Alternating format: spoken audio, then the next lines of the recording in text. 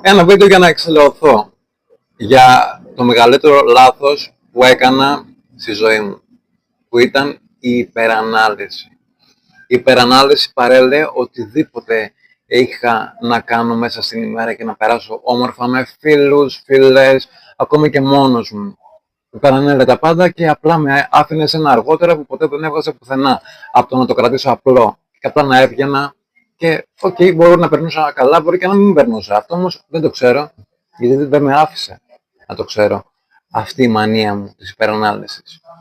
Και το αργότερα δεν βγαίνει ποτέ πουθενά και δεν γίνεται ποτέ αργότερα. Απλά να το ξέρεις.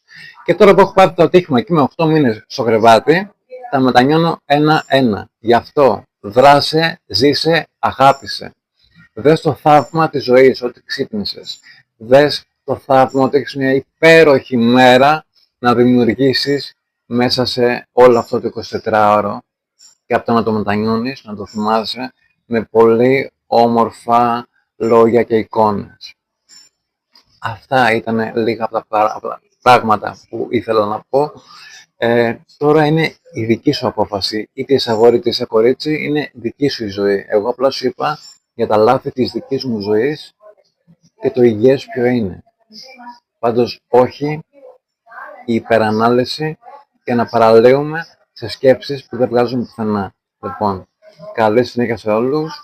Και αυτό το βιντεάκι στο λέω σαν απλός Γιάννης και όχι σαν Γιάννης σύμβουλος ψυχικής υγείας ή το οτιδήποτε. Φιλιά.